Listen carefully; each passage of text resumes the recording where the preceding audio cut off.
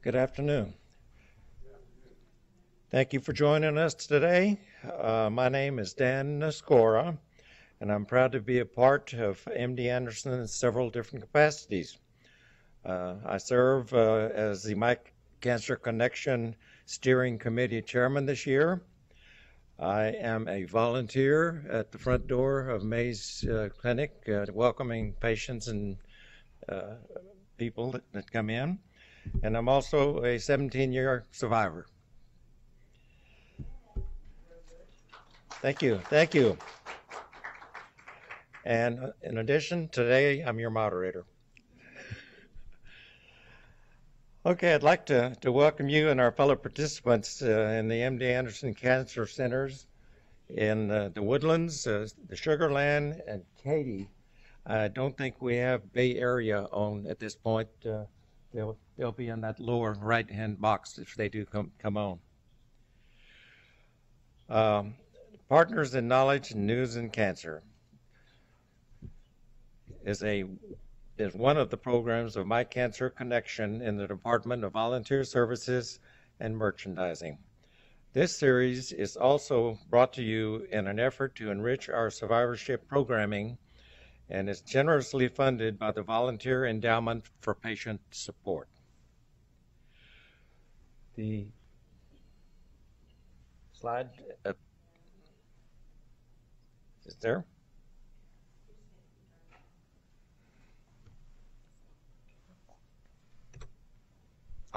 There it is. Thank you. My Cancer Connection's mission for over 30 years now has been to share hope, support, and understanding to all others that are challenged by cancer from those who have been there. Information about My Cancer Connection can be found on the program cards at each of your places. And this one sort of summarizes it if you can read it, and I think you have a card at your place anyway. We have a number of programs, and we hope in the future that all of you will participate in this rewarding and supportive effort. I would now like to take this opportunity to mention a program that is coming up within the next month, and that is the annual Cancer Survivorship Conference. This is an annual program, and it also has been in effect for 30 years or so. And this year it's scheduled for September 13th and 14th at the Hyatt Regency Hotel in the Galleria. This is the same place that was held last year, and from all the reports that I've heard, it was a very, very successful location.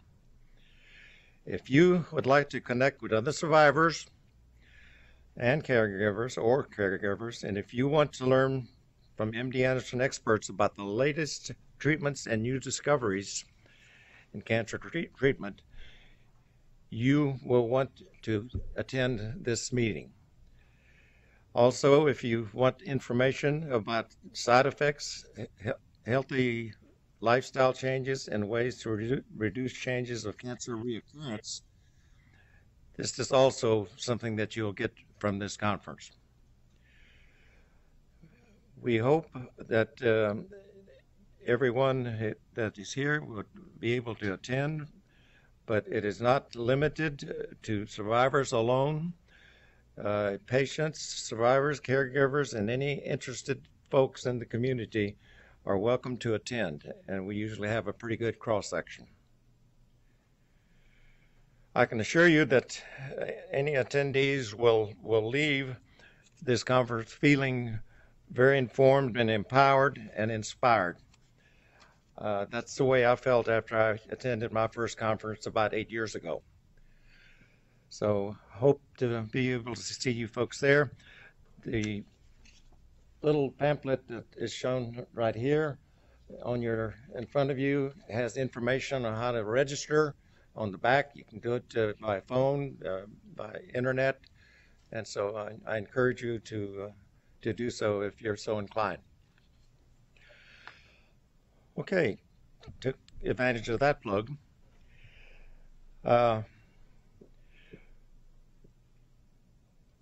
Before we begin, I'd like to bring your attention to the fact that this session is being recorded by UT Television and will be later available on the My Cancer Connection website. It is now my pleasure to introduce today's MD Anderson expert.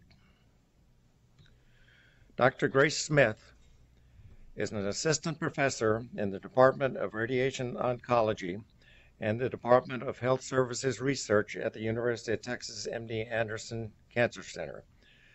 She is a board-certified radiation oncologist and trained in epidemiology and health service research. Dr. Smith's research focuses on assessing the comparative effectiveness, delivery, and quality of various radiation treatment strategies commonly used in breast cancer, lymphoma, and gastrointestinal cancers.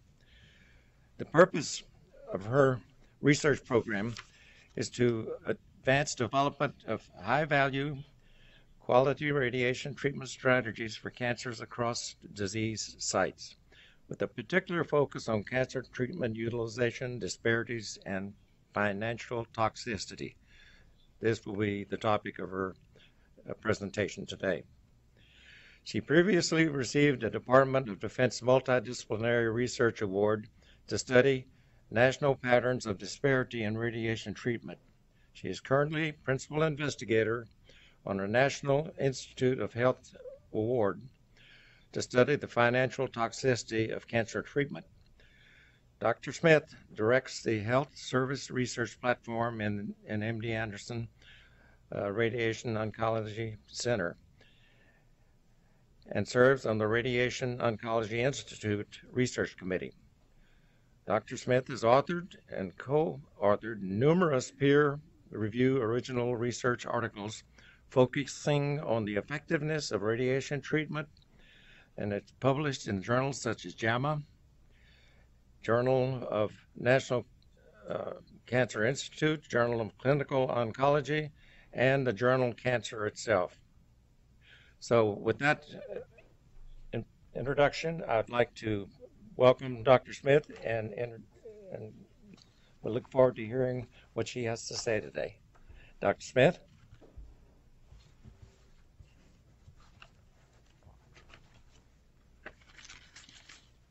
There's your mouse. Thank you. Thank you so much for that introduction, and I'm just really grateful to be able to have a chance to be here today. Let's see if I can get these slides working. Just get this a little closer to you. Oh, thanks. So as you've heard today, the topic of my talk is going to be the financial toxicity of cancer care. I wanted to first start by just thanking and acknowledging all of my collaborators, mentors, and research team who have been so instrumental in developing these results that I wanted to share with you today. But more than anything, I also wanted to thank the cancer patients and survivors who have helped to contribute to our whole oncology community's understanding of this topic and have contributed very generously their time and insights to our understanding. So today I'll first discuss the definition of financial toxicity, so to speak, in cancer patients. And then I wanted to talk about the frequency of this problem, as well as its risk factors, outcomes, and trajectory. And finally, I wanted to talk a bit about some of the work our group and others are doing to develop pathways to patient coping, resilience, and also interventions on this problem. So financial toxicity. What is it? Most simply, it's the burden of costs from cancer from the patient's perspective. So many people are aware of the rising costs of cancer treatment and the economic burden that it's placed on the U.S. healthcare system. From the healthcare system perspective, we've heard about for 25 years now at least that there's an increasing crisis of resources, that U.S. spending on healthcare and especially cancer care continues to spike, and our system might not long be able to sustain these kinds of expensive therapies from a financial perspective. But something very similar can be said from the patient's perspective. So, the individual patient's perspective. Therefore, this phenomenon needs to be understood uniquely from the patient perspective.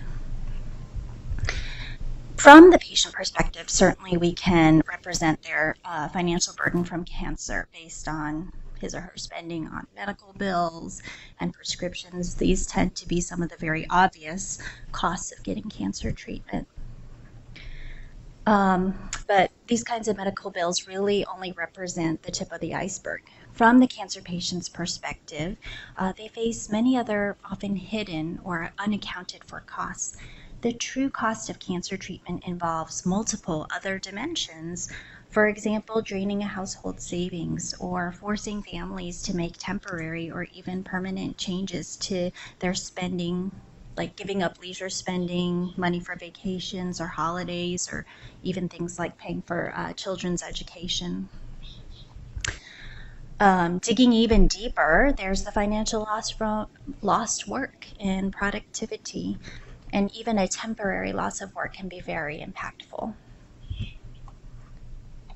Sometimes even the burden of having cancer and trying to obtain treatment for cancer can be severe enough to cause patients to have to forego basic needs like food and housing.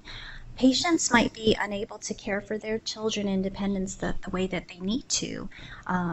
This kind of burden is important to recognize because the work that many cancer patients have as caregivers themselves may not be recognized, it might not be paid, but the loss of a patient's ability to fulfill those kinds of responsibilities, again, can even temporarily have a very huge impact on the household. The personal cost of cancer care can be truly devastating. In a certain percentage of patients, it can end in bankruptcy. And, I don't want to gloss over the fact that these kind of losses can cause a fair amount of psychological distress as well. Is financial toxicity a new problem? Definitely not. I would say, however, it's a bit of a more recently recognized problem within the larger oncology community. For example, only in the last 5 years, the number of scientific publications and studies on this topic has really steadily increased. But I did want to bring to light that I don't think it's just the same old problem that's just simply being recognized all of a sudden, but there are some recent forces that have kind of brought the relevance of this problem to the forefront, both for patients and also for oncology providers. So first, as we mentioned, cancer care is getting more expensive, not just to the healthcare system, but to patients themselves. With new therapies developing all the time, of course, this holds a lot of promise for new cures and new strategies, but this is increasingly placing patients in a vulnerable position, a difficult position of struggling with how to pay for this wider variety of options and therapies that are potentially, more and more expensive. And we also can't forget that with the advances in cancer care for many types of cancers, survival has increased. And that's really good news. A real win for patients, for science, but with patients living longer, many need chronic maintenance therapies, and many still suffer long-term consequences of toxicities that can translate into job loss or productivity losses. There are also constant changes in health policy and insurance coverage, which place patients. Excuse me, I'm having an audio problem. I'm going to ask you to put this wireless mic on. Okay. Thank you.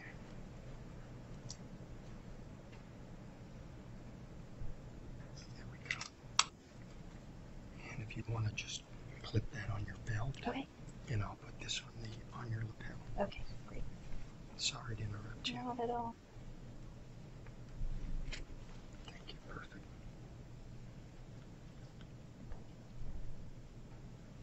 There we go. Okay, I won't worry about the wire. Yeah, that's all right. Very nice. Thank you very much.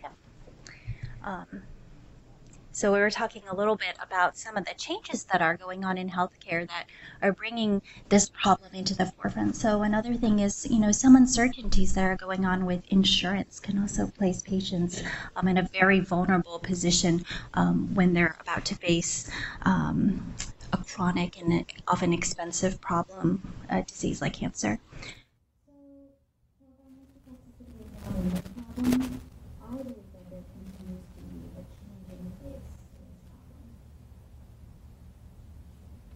And that's why we're here to talk about it today, because in some ways we've only so far established a rudimentary view of the dimensions of financial toxicity of cancer treatment. We need a comprehensive understanding of patients and their untold stories, incorporating patients' voice and the patient's perspective, not only to understand financial toxicity, but then begin to design instruments to measure it, to identify which patients are potentially the most vulnerable, and find ways for patients to be resilient, to develop better and new approaches to intervening on this problem. So our group received funding from the National Cancer Institute and from MD Anderson, for which I'm really grateful. And our research group in the last couple of years embarked on a journey, and this journey was to incorporate patient voices to create a deeper understanding of the problem of financial toxicity in cancer.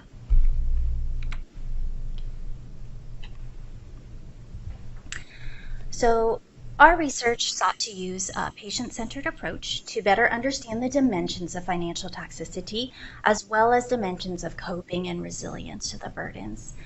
Today, I wanted to present the state of the knowledge right now that not only ourselves, but many in the field have tried to bring to light and contribute to talk not only about what's known about financial toxicity, but also to bring up some of the gaps in our knowledge so we can deepen this conversation about the timely important aspect of cancer treatment and survivorship. Throughout the rest of this talk, I'll also be presenting results from my research and some other investigators as well. But what I wanted to highlight as part of our research involved asking patients about their story. So with patients' permission, I've sprinkled a few quotes, just a few, through my talk today. But what I wanted to do is simply to bring the voices to the forefront of this discussion. So this is one of those quotes. How am I going to pay these bills? I'm willing to bet that this patient is not the only one with this thought to cross their mind when they receive their cancer diagnosis. How frequently do cancer patients face this phenomenon of financial toxicity? It's about half. About half of patients report a significant financial burden with cancer treatment. We conducted a review of all published studies of cancer patients reporting any aspect of financial burden, and we found that 49% of cancer patients, this was a sample size of over 500,000 patients in the U.S., reported an aspect including either that material or psychological stress from the cost of cancer and its care. So half. I find the frequency of this burden truly striking. In context, the problem of financial toxicity, I think, in many ways rivals the physical toxicities from cancer therapies that we actually talk a lot about. So, for example, in a study, 1/4 of cancer patients were found with cardiotoxicity or impact on heart function from treatment with chemo, and about in another study, anywhere from 1/3 to 1/2 reported peripheral neuropathy or the effect on the nerves of chemo. And I do want to note that these numbers are just for a general comparison for the context of financial toxicity. There are, of course, cancer patients and survivors in the audience, and I want to reassure that these numbers aren't necessarily universal and don't necessarily apply to every single chemotherapy. So if you're concerned about your potential risk for cardiotoxicity or peripheral neuropathy, you can definitely ask your doctor about it. But really, what I was trying to do is just place a context that really, financial toxicity is a toxicity as common as some of the most important ones that we talk about. So we know this problem is frequent, but what are the dimensions of financial toxicity? In our research, our group set out to try to systematically categorize the different components. And we identified 3 key aspects of financial toxicity: a direct financial burden, indirect financial burden, and a psychological burden. And these are related. So the psychological burden tends to be quite quickly familiar to almost any patient, family member, caregiver, and even oncology providers, and it's made up of the distress, stress, hardship, burden, suffering, worry, uncertainty, and anxiety, not from cancer in general, which that can cause, but the specific psychological burden that comes from the financial burdens related to cancer. The direct financial burden also can often be quickly recognized, measured by the total out-of-pocket expenses or prescription expenses that patients see. But indirect financial burdens tend to be a very important aspect that patients face when they receive their diagnosis and begin undergoing treatment, but it might not be as obvious up front.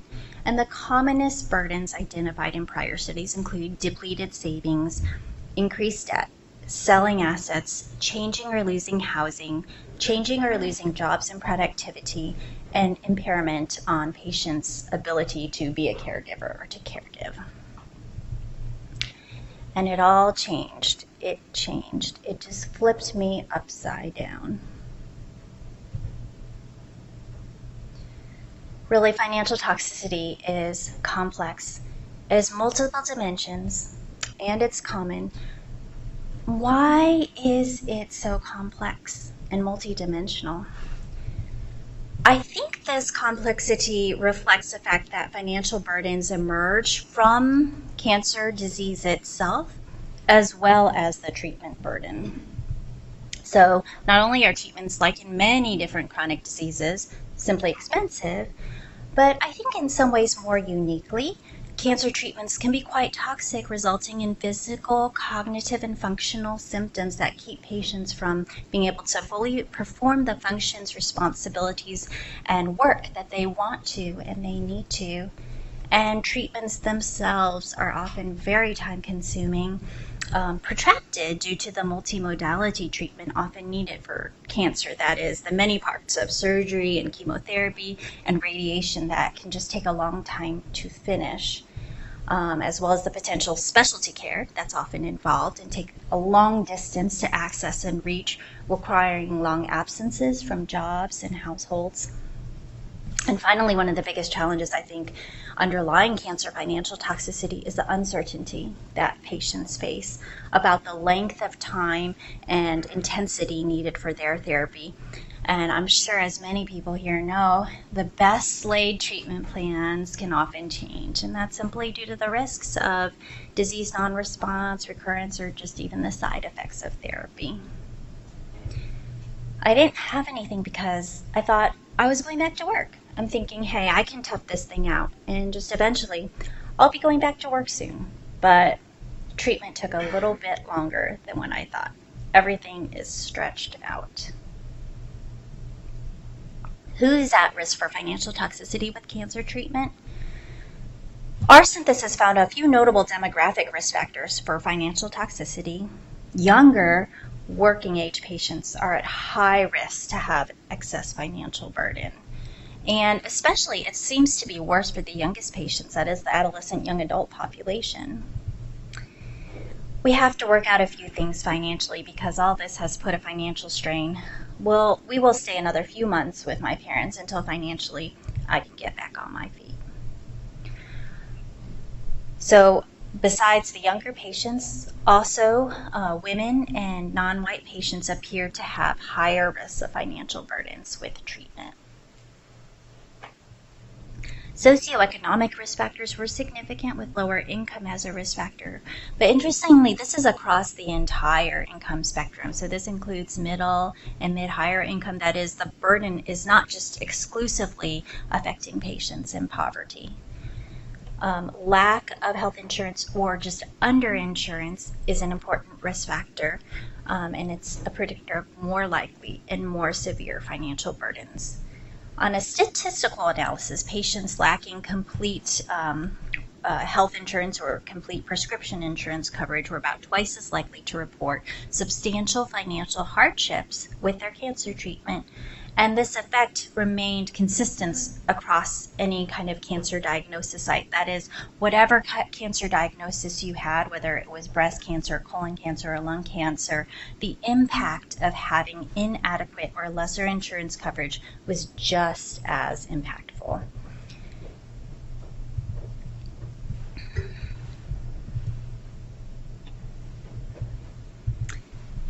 My premiums have tripled over the past 4 years. Tripled. And then, of course, now the savings is just about depleted.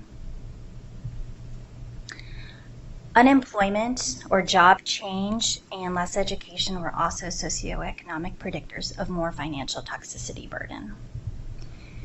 But one of the most important findings I found from this study was that no single cancer site, histology, or stage at diagnosis emerged as a risk factor, as an independent risk factor of financial toxicity. In other words, cancer patients can be at risk for financial burdens with cancer treatment regardless of their disease. I alluded to this on the health insurance slide, but what I think is this is so important for patients to know and understand, as well as oncology providers and care teams, because basically no one is insulated from this problem. So it should always be on our radar. As I go through this talk, we'll see that people are not insulated either once they finish therapy, and we'll talk about that more in detail. But I think the most important is the kind of takeaway is that financial toxicity really is a universal issue, and I don't think it can be ignored. There are some other clinical factors that appear to worsen the risk of financial burden. Having chemotherapy, it seems a bit more than radiation or surgery, appears to be a strong risk factor leading to subsequent financial burden.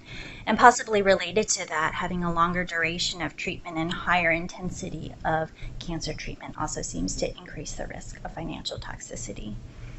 But a very important point is that financial toxicity, although it's a burden in and of itself, it can cause stress and distress in patients.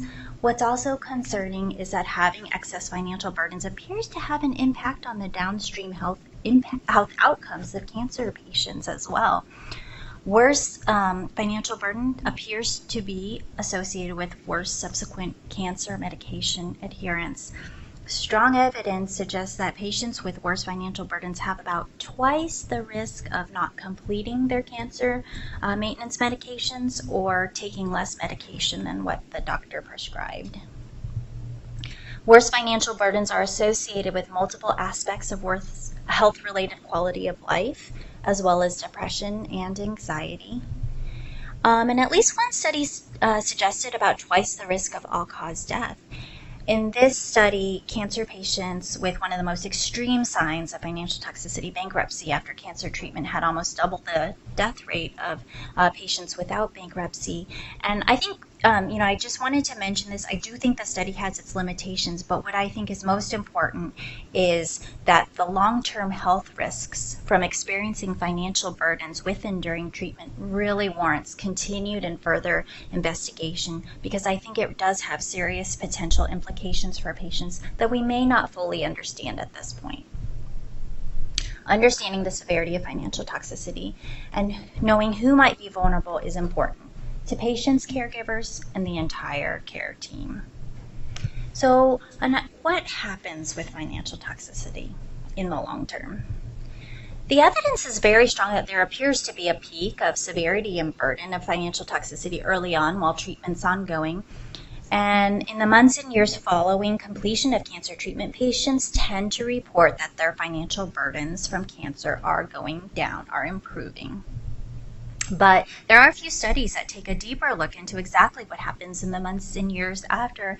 And what seems to be the case is for some patients, there is a persistent long-term risk for financial toxicity that lasts even after cancer treatment is finished or even they've been cured from their cancer. In the very long term, there's really very little scientific evidence that's available as yet to tell us exactly how often, when, and for whom does financial toxicity completely recover. So I think this is an area of my research interest and certainly ongoing work around the scientific cancer prevention research community that I think is really important to answer. But I did want to note that there's, a course of cancer survivorship in phases that has been talked about in survivorship. And I think interestingly, there's kind of a parallel course of financial toxicity in this survivorship trajectory. So you might be familiar with these terms to describe cancer survivorship phases: the early treatment phase, followed by the transition survivorship phase, and then ultimately long-term survivorship phase. I think American Cancer Society and ASCO have adopted these terms. But basically what this framework talks about, is the concerns and the experiences of cancer patients evolve and change through the course and trajectory of survivorship. So for example, early during the acute treatment phase, obviously getting onto treatment, but some of the very severe acute toxicities is one of the primary concerns that patients face. As they transition into being done with treatment, but in early follow-up care, they're still dealing with some longer subacute or longer term toxicities, as well as returning to their functional status. And then finally, in the long term, there's a transition to really a focus on surveillance and risk of recurrence, as well as some risk of longer term toxicity. So what we find is that our research suggested that along this trajectory of cancer survivorship, that cancer survivors travel, the types of financial toxicity can also change over time. In the earliest phase, the financial toxicity appears to be dominated by the direct medical costs, the out-of-pocket costs that peak with active and initial treatment. Work loss is usually highest during the time of active treatment, but this can be temporary or it can end up being permanent. As patients transition into later survivorship, long-term work loss becomes a primary concern, as well as the wearing down of savings, material resources, and health insurance. What's striking in our findings is the importance of work transitions, I think, in cancer patients and survivors across and throughout the survivorship spectrum, and how inextricably this idea of work loss or return to work is to this issue of financial toxicity for working age patients. Again, a group that's very vulnerable. So I think one implication of these findings is that for working age patients, preventing work loss short-term and long-term is really going to be an important pathway to decreasing financial toxicity. The study of return to work in cancer patients and survivors is evolving. It's continuing to evolve right now. In general, studies seem to suggest that anywhere between 60% to over 80% of cancer patients eventually go back to work after their treatment is finished. But there still remains to be discovered about how to best maximize return to work for cancer patients. And the question really is not wholly financial, like the dollars and cents for cancer patients. But in our study of patients, we found that there were many aspects of return to work that were beneficial. A return to normalcy, finding meaning, finding your story, your identity, finding recovery and productiveness, living actively and with passion, confidence, and purpose. A second take-home point of understanding the trajectory of financial toxicity is coping with financial burdens and impact is really, again, relevant across the entire survivorship spectrum. I think this is important for many patients, that the concern, it just doesn't drop away just because treatment finishes. I think it's important for providers to understand that. I think what we need to understand, and has to be a conversation in the survivorship and care community, is that many patients appear to need to cope with this for a long spectrum of time. So let's talk a bit about the aspects of coping and resilience. So we talked a lot now about the burden of financial toxicity. That is, how bad are the financial burdens and all of their complex dimensions. When we talk about coping, we're talking about how is the patient's ability to respond to this burden. And when we talk about resilience, we're talking about how is the patient's ability ultimately to recover or at least adapt to this burden. So we've begun to discover and identify that just as there's many different aspects of financial burdens of cancer treatment, there's also many different aspects of how patients cope with the burdens. The balance between experiencing financial toxicity burdens and balancing this with the coping resources is what determines patients' resilience to financial toxicity. So what's, I think, really important is that this is a dynamic process. That is, if you remember the prior trajectory of the financial toxicity over the survivorship trajectory, the experience of financial toxicity is not just a one-time thing or necessarily even a short-time experience for many cancer patients and survivors. So not only does financial toxicity sometimes last over time, but the aspects and dimensions of that toxicity can morph over time.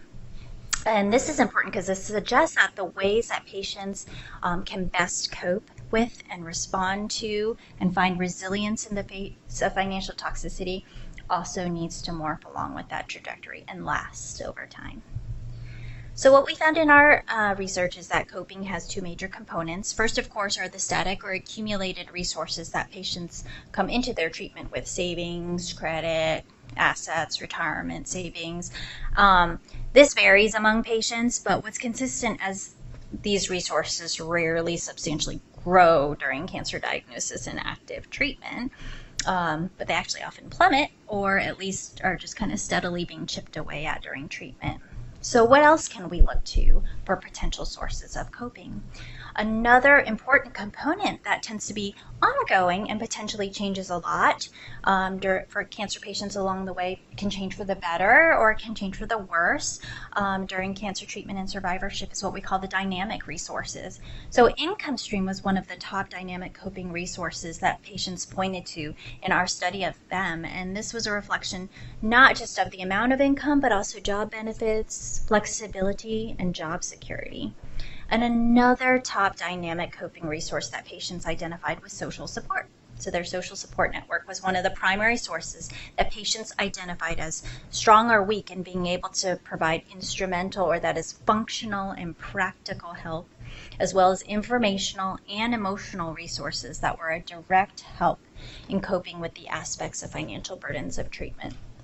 Whether that was direct financial help, some patients reported receiving cash gifts from friends and family, but also help in fulfilling household and caregiving responsibilities that the patients themselves couldn't perform, or even someone else's prior experience going through cancer treatment and the financial and insurance and work issues. Hearing about another patient's experience was considered a top resource by our patient study population. Structural and community support also provided a similar vein but wider circle of these kinds of coping resources that could be support from churches, the hospital itself, societies like the American Cancer Society or Angel Flight. With these different aspects of burden and coping, what did we find were the potential pathways or barriers to resilience? So we found three major pathways that patients reported that they walked. The first was a pathway toward resilience. So such patients reported minimal, lasting, or persistent burden to their financial, work, social, community resources, and they were ultimately able to maintain their job and responsibility functions. There were also patients who were coping, actively still spending down their resources, but reported that they believed they still had sufficient resources remaining. While they were able to maintain at least some job and or responsibility functions, often their ability to meet day-to-day needs underwent major changes. So for example, needing to change housing was a very frequent occurrence for such patients. So despite that, such patients, I think this is important, they expressed that they had sufficient coping resources, at least in the moment. They experienced a high degree of anxiety, worry, and stress with what the future might bring, highlighting the intersection between the uncertainty of cancer itself, as well as the ongoing morphing of financial burdens along the trajectory of treatment and survivorship. There was finally another group, patients who were unable to cope, and these patients reported having no resources left, or the resources that they were trying to rely on to get through the financial toxicity of treatment was causing them harm, such as going through predatory loans, going loan to pay for prescriptions or parking to see the doctor.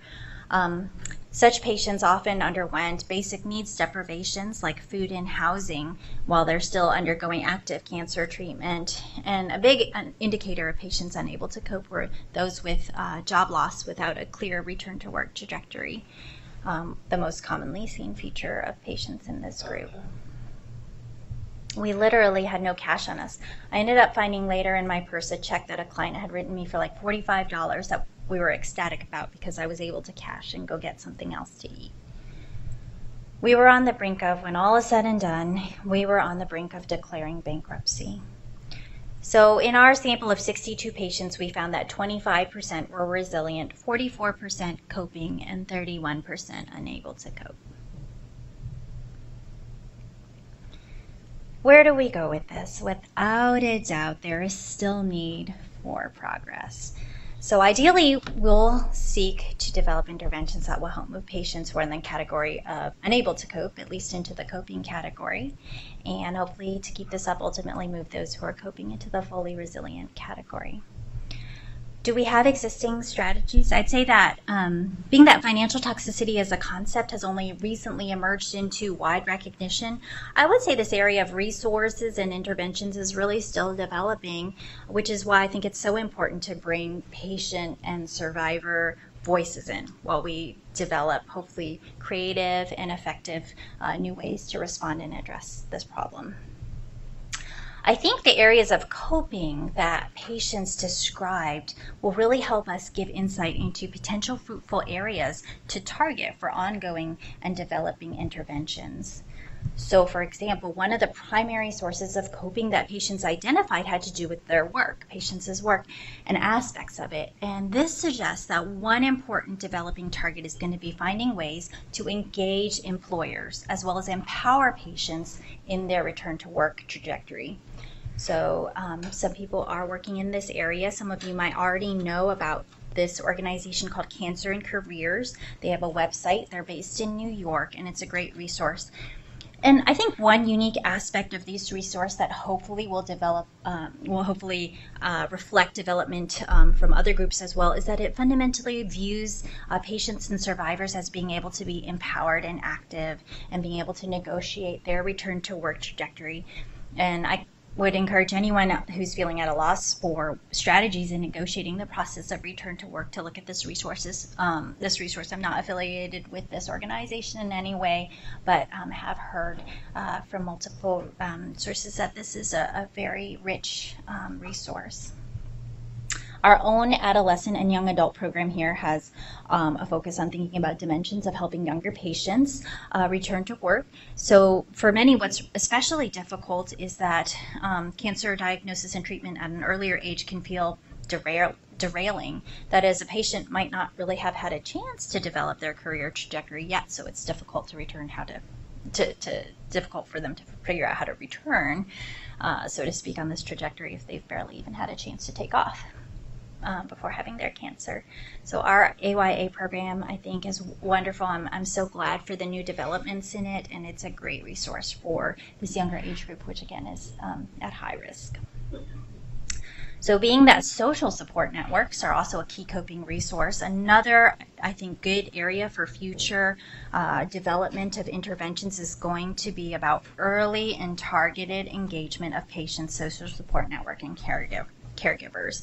And what I hope to see in the future is that patient, household, and caregiver education and support resources can be developed for this very important community who are basically key players in shouldering this load of financial toxicity for cancer patients and developing ways for the wider social network around patients to be able to strategically develop, their own resilience around this problem as well.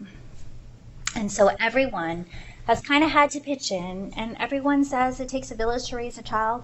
Well, it takes a village when you have cancer too. I think development of early and targeted engagement of community resources is also going to continue to be a key component of facing financial toxicity for cancer patients. There are existing national resources for patients at a loss with how to begin to face this, to help them begin to navigate some of their financial concerns. So I have some things listed here. And there's some MD Anderson resources as well. I think peer mentoring, which maybe some of you are actually involved in, is a really neat resource because I think for patients in our study, seeing how others have walked through this path can help deal with the uncertainties of the financial toxicity trajectory. Social work can actually be sometimes underutilized for some patients who might have a narrow definition of what they think that social workers can help with. So I think we're actually really lucky here at MD Anderson to have such a large resource of social work to point patients to, but certainly knowledge about social work is important. And I think another key issue is ongoing symptom and pain management, which can be often an underlying cause contributing to persistent inability to return to work. And this can definitely be on patients and providers as a key resources to kind of look to. So I left one last member of the oncology community for last, and that's engaging oncology providers. So that would be myself and many others here. So I think this is a really important target, but truly underdeveloped in terms of how do we engage providers in communicating about financial toxicity to cancer patients as potentially as well as shaping treatment decisions around an awareness of ongoing financial toxicity in cancer patients. So there was one very telling study about whether patients and oncologists' views on whether oncology providers engage in communication with patients on financial burdens actually happens.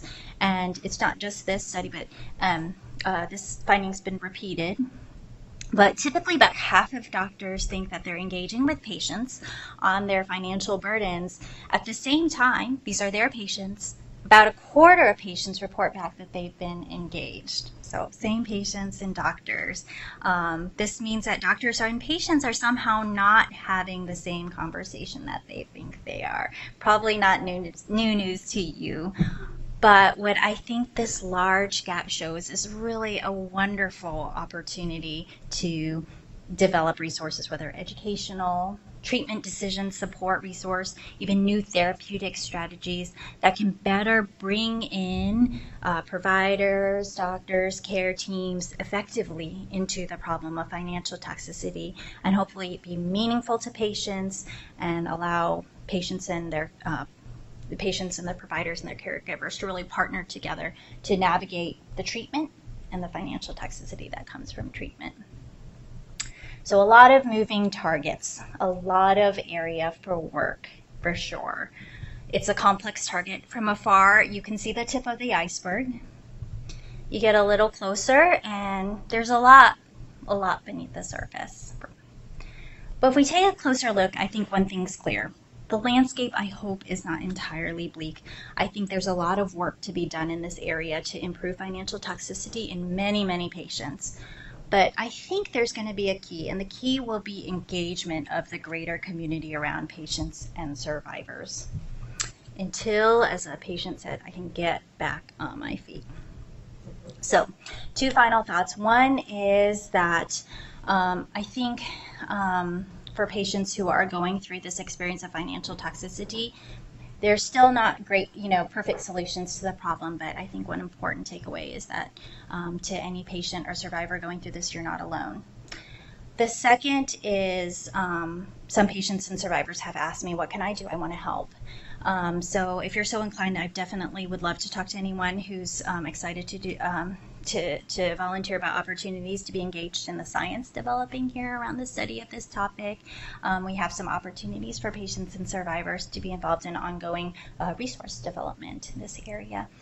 And what that reflects, so that's not pressure at all, but I think what it really reflects is basically without you, we would not have the patient voices to speak on this. So I really want to thank you and ask if there's any questions or comments.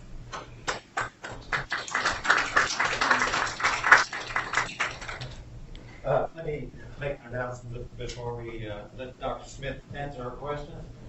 You're in front of each of you, there is a microphone. And if we ask your question, please hold the button down until your question is transferred. So, go ahead. Yes. Thank you, Dr. Smith. One of the most telling aspects of your talk was that difference between what patients believe they've been taught to, their physicians, and a physician believes. Yeah. I think one way, I think it's been missing, perhaps it's being addressed, is the training that physicians and particularly oncologists get with respect to understanding from the patient's perspective what they're going through. Yeah. And I don't know if you have that kind of training. I mean, it's not medical training per se, but I think it's very important for the physician to understand what Yes. the patient is going through and being able to play that role, role play, whatever it Yeah. is. Yeah. No need for every physician to have cancer. Yeah. Yeah, absolutely. It's important for them to try to assume the patient's role. Yeah. What's your feeling? Yeah, absolutely. And what I'm going to do is actually grab a few I had a feeling that I would have really great insights from the audience. I wanted to make sure I took notes. I think that your comment is really so on target. So your first question is whether I had that kind of training. Definitely not. I would say embarking on this research now for 2 years has been my training, and it's been eye-opening. I know that not everybody gets that experience, but I was able to do these personally interview these patients, kind of almost like an ethnography sort of approach. So I get to take, the white coat off. I'm not talking to patients as a doctor. I'm talking to patients to hear their voice about this experience, and I would say it was entirely different than my medical education. It was very similar to actually my sociology education as an undergrad, and I hope my patients might say that that's changed the way that I am able to be a doctor. But I agree with you, and I just wish that there was the time available for that to be an experience for every provider, because I just really began to see things from a different lens when I could hear patients' story like that. So I agree with you that there are many aspects that we can engage providers in from an education standpoint. So formal education for sure, role playing, when I was going through medical school, I think these considerations of finances from the patient perspective were just not even part of the conversation. Really, it was at that time actually only some of the discussions about managed care. So some of the burdens from just the U.S. healthcare standpoint were really kind of drifting into medical education. So definitely not the patient perspective. So I think that's a great suggestion. I think the other thing is just helping doctors to have a wider perspective on what financial toxicity means. So again, it's so easy to see the tip of the iceberg. So I didn't include this as part of that slide, but that slide, what was also interesting is that when you ask doctors, what did you ask about? What did you say when you had these conversations that patients didn't feel that they had? They talked about insurance. But it's so much more than insurance. But when, and of course, that's really very much on doctors' minds, because they don't want patients to not have the ability to be covered for their care. So that's really important. But I think what it shows is that patients' experience is so much more complex than that. And so that's maybe one reason why they're, two conversations are not the same conversation that's being had. A great comment. Thank you for it. Yes. Other questions? Yes, to just follow up on the same idea, let me give you a hypothetical that's probably not so hypothetical, but a patient, let's say, maybe from another country, they have insurance, they come here and they get a stem cell transplant. The first one doesn't work. They have another one and they end up in ICU. And to me, this is where the real problem starts occurring, because, for example, 30 days in the ICU, and I understand an MD Anderson doctor doesn't want to give up on a patient, so they have to give them hope. So the patient says, okay, yeah, I'm in the ICU. So 30 days in the ICU could wipe out somebody. The spouse ends up having to sell their home, and even then can't pay, and then has nothing left to take care of herself. So, I'm not asking you to solve this problem. I'm just saying that that's how some of this happens. I don't know what the solution is. Yeah, I think that's a really great point. I agree with you. Not that rare of a scenario, necessarily, not that out of reality. I think that is the reality that happens. And I think one thing that, one resource we don't have available that I hope can be developed is how to create tools around having these conversations. I think one issue that's been brought up on the oncology community discussion is at the moment that a patient and their family is going through this, is it unethical to bring up, by the way, this may wipe out all of your finances and, for the surviving spouse, for example, have a long-lasting impact. So how do we have those conversations? They're definitely delicate, and I don't think there's a whole lot of modeling yet in how to have conversations that are really acceptable, again, to patients as well as providers, that both parts of that community can really see as ethical, informative, guiding. So again, so important for developing these kinds of resources are your voices. Anyone else here? Yes, ma'am.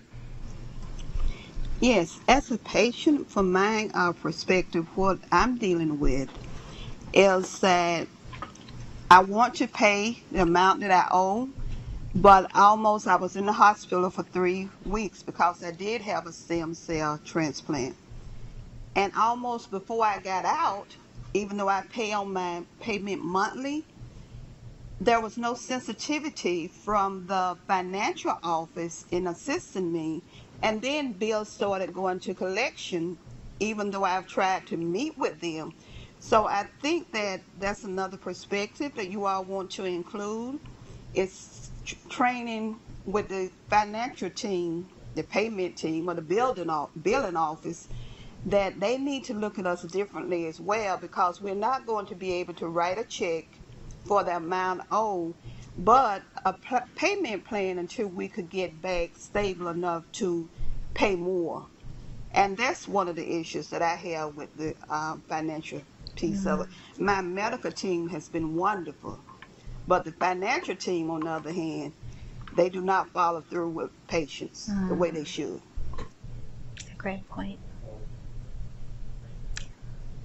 Anyone else Any here? other comments? How about at our remote? We have a question in Katie, and I'll let the person here ask the question or comment. Hello, and thank you for having this seminar.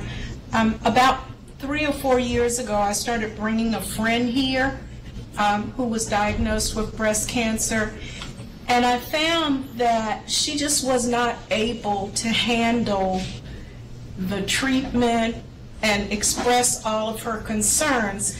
So I think it's helpful for all patients, and I'm sure they most come with a caregiver or someone who cares about them, to always ask them, is there something else that we need to be concerned about? When her insurance ended for her retirement and she went on to Medicare, all of a sudden her treatments went up to $2,000 a month.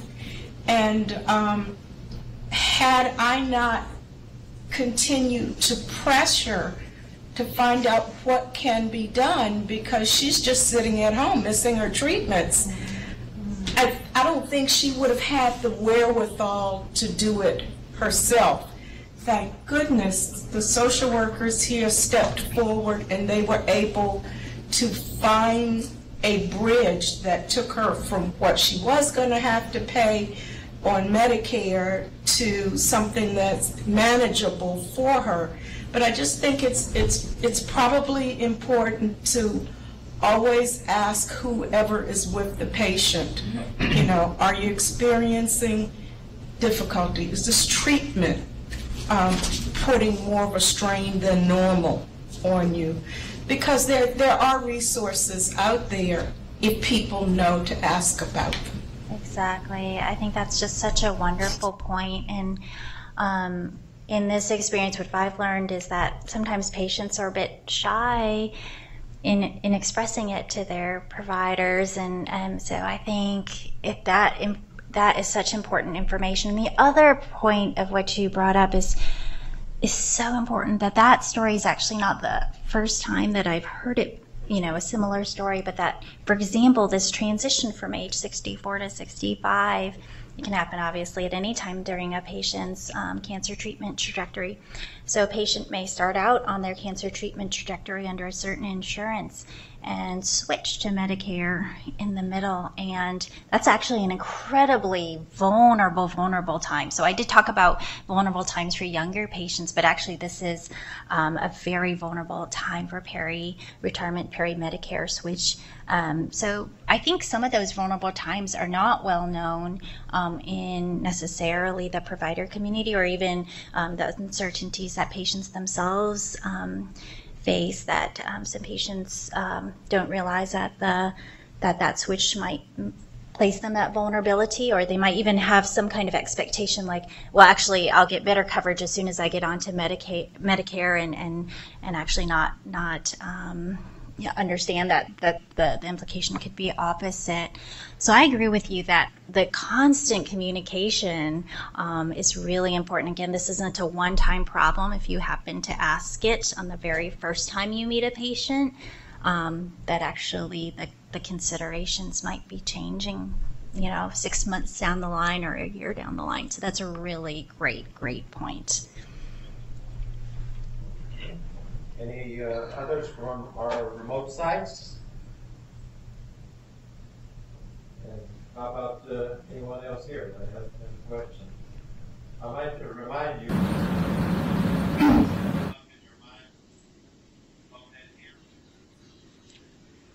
Okay. Go ahead.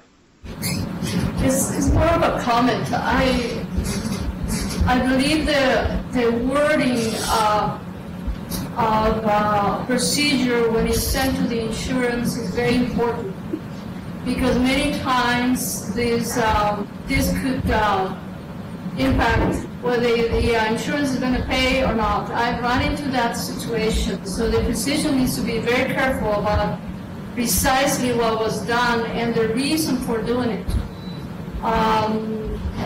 Like I said, I run into many situations where if the wording would have been properly done, I wouldn't have had to go through the mess that I did. Finally, I've learned about all this stuff, so I'm prepared to mention these things. So,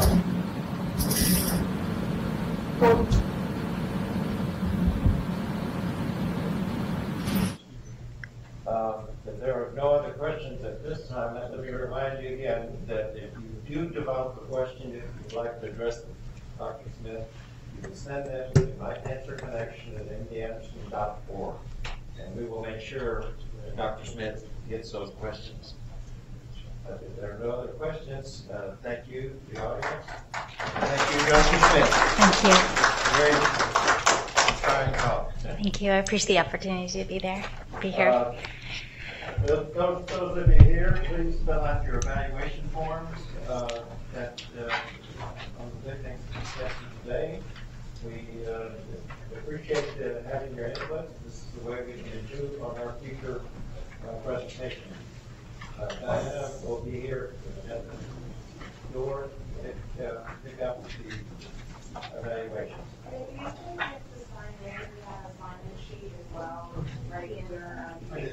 Raise your hand. Last thing, don't forget